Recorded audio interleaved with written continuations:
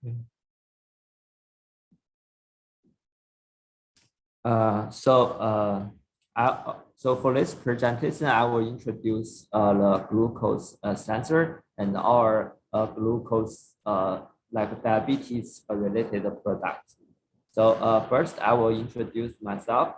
My name is Jingdong Shan. I'm a principal engineer, and my role in the company is for the process development for the glucose sensor fabrication and also metrology development for these like defects inspection. I got my PhD in the University of Alabama. So my major is electrical engineer. So for the glucose sensor, the working mechanism is based on the electrical chemistry. So it has three electrode, working electrode, counter electrode, and reference electrode. So for the working electrode, it will sense the glucose and convert to the signal. So for the counter, just like some reaction, and for the reference electrode, just to get a reference voltage. So the most important part is working electrode. It contains most the enzyme here. We call it GOX, glucose oxidizer. So for in this working electrode, so here, so it shows this kind of enzyme is when glucose molecule come here, it will be oxidized to the gluconic acid and also generate the hydrogen peroxide. So this one will be will lose the electrode, and then it will be convert to a current signal. So then we will get this signal to correlated the current to the glucose concentration in the human body. So after so this sensor will be put inside a human skin as shown here. So it has a transmitter, and this is the sensor will be here. So it will inside the human body, but it's not directly measure the blood of the human. It's just measure the glucose in the interstitial blood in the human body.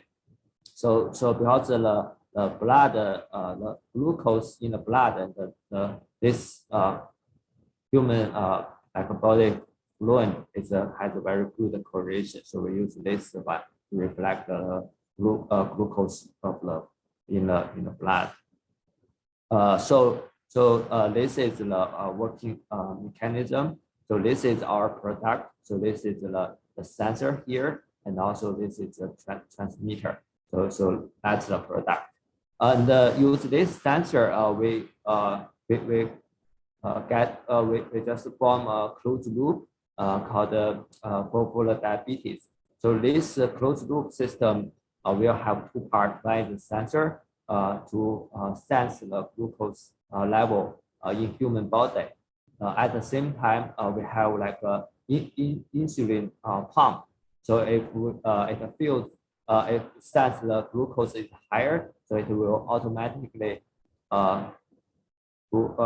make this pump to inject the insulin in the human body to modify to reduce the glucose in the human body. So this is called closed loop, because these two parts will communicate with each other. So it get feedback from the sensor, then it will inject the insulin to the human body.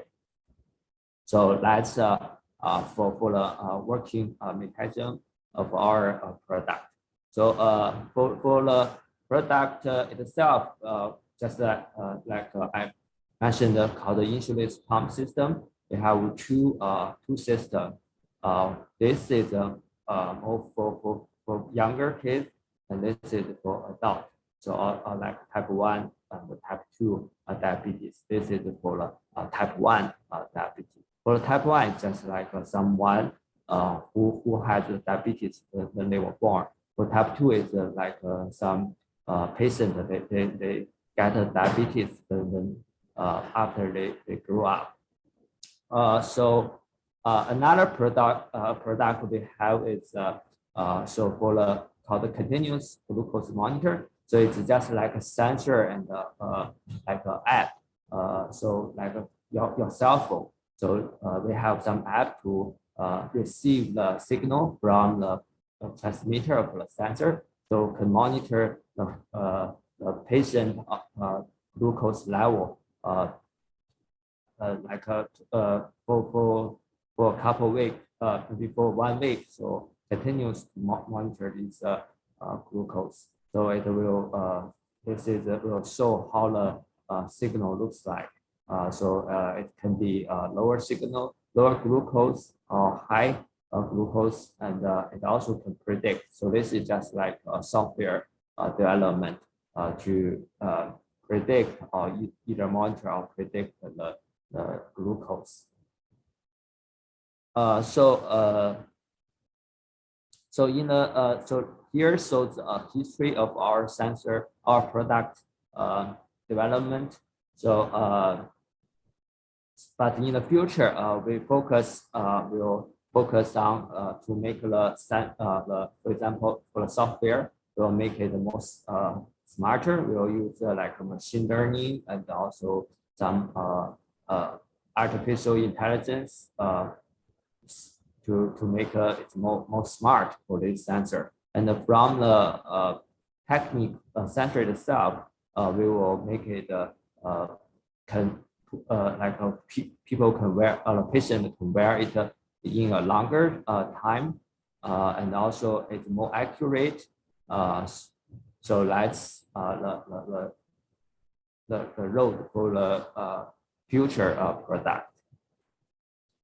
So for this sensor, currently we still have several challenges, like it still need like a fingerprint, so to calibrate this sensor to make sure it's more accurate, like 1 day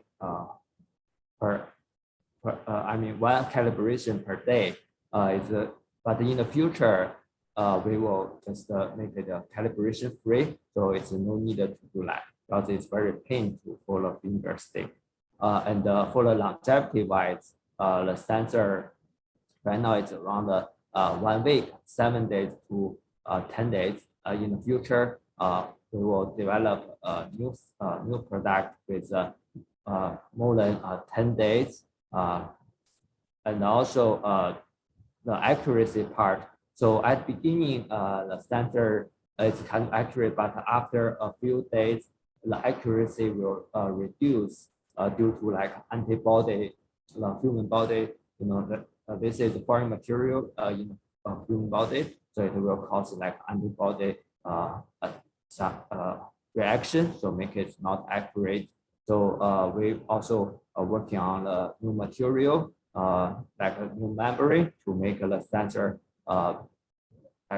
compatible for human body, so to reduce this like antibody reaction. So yeah, that's it. Any questions?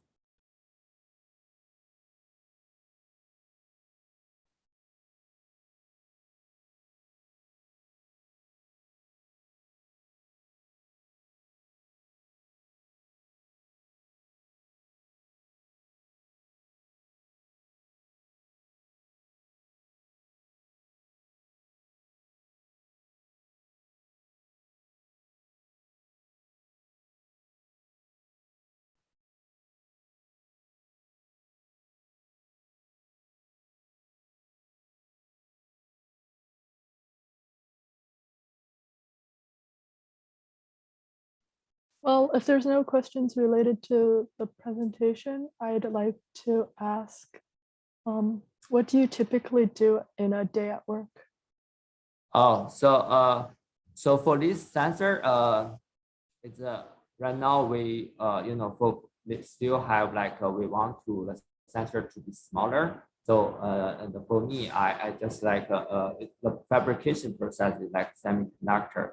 involved like a photolithography, and also some etching. So for my part, my work just to optimize this precise to produce a smaller sensor and with less defects, and also improve the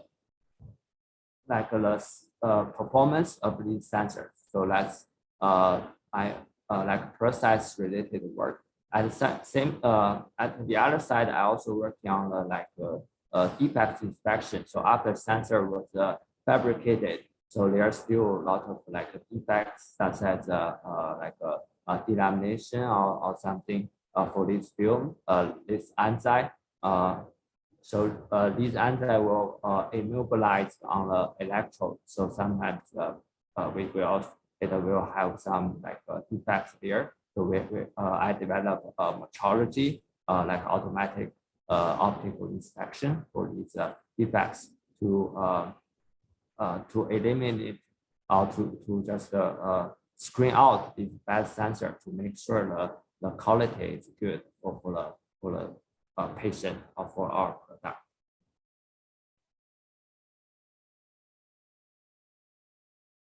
And one more thing I forgot to mention is for the sensor, it has 3 different generations. For the generation was classified by the enzyme. So for this kind of enzyme, it will involve the oxygen. The glucose will be oxidized by this enzyme and oxygen, so to generate hydrogen peroxide.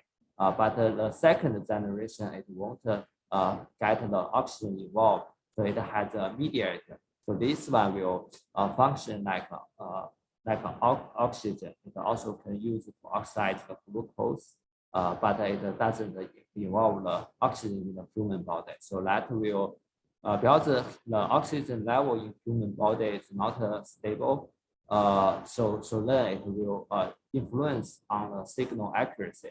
So if we use the mediator here, it will improve accuracy.